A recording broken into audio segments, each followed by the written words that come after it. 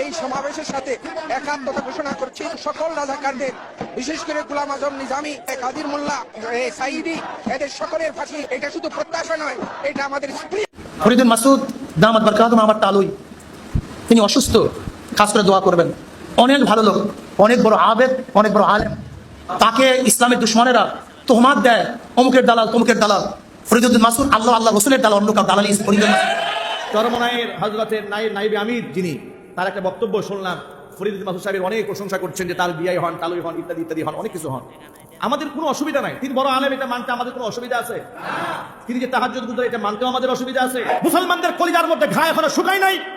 গাদ্দারদের প্রশংসা কোন সাহসে জাতির সামনে উচ্চারণ করেছে? যারা জাতির সাথে গাদ্দারি করেছে, মাজলুম আলমদের বিপক্ষে অবস্থান নিয়েছে, তাদের পক্ষে টু শব্দ পর্যন্ত করবেন, এই জাতি মেনে নেবেন। নাস্তিকদের সঙ্গ দিয়ে প্রকাশ্য দিবালকে তিনি এদেশের শ্রেষ্ঠ আলেমদের নাম ধরে ধরে বলেছেন, আমি সাঈদীর ফাঁসি চাই।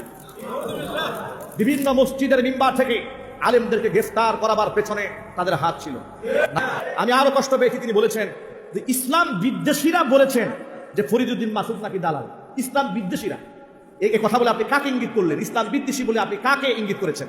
এদেশের 90% মানুষ বিশ্বাস করে ফরিদুদ্দিন মাসুদ সরকারের পাঁচটা গোলাম ছিল। নায়েবে আমিরুল মুজাহিদিন বলেছেন, যদি কোনো মিথ্যা মামলা করা হয় তাহলে থানা ঘেরাও করা হবে। মিথ্যা মামলার পক্ষে আমরা নই। তিনি আলেম হয়ে আলেমের পক্ষে কথা বলেছেন। আমরা নায়েবে আমিরুল মুজাহিদিনকে আমরা ধন্যবাদ জানাই যে আপনার এই বক্তব্যে আমরা দারুণ খুশি হয়েছি। কিন্তু এই খুশি আমরা আরো অনেক আগে হতে পারতাম। যেদিন মামুনুল হক অ্যারেস্ট হয়েছিল, আপনি যদি বলতেন মিথ্যা মামলায় গ্রেফতার করা হয়েছে, থানা ঘেরাও করা হবে, সেদিন আমরা আরো অনেক খুশি হতে পারতাম। যেদিন জুনায়েদ বাবুনগরী হাফিজাহুল্লাহকে মিথ্যা মামলায় গ্রেফতার করে একজন বয়োবৃদ্ধ মানুষকে রিমান্ডে নিয়ে পা উল্টা করে ঝুলিয়ে পিটিয়ে রক্তাক্ত করা হয়েছে, সেদিন যদি হুঙ্কার দিয়ে বলতেন এই সমস্ত মিথ্যা মামলা আলেমদের নামে দেওয়া হয়েছে, থানা ঘেরাও করা হবে, ওসি প্রত্যাহার করা হবে, এদেশের মুসলমানদের কলিজা ঠান্ডা হয়ে যেত।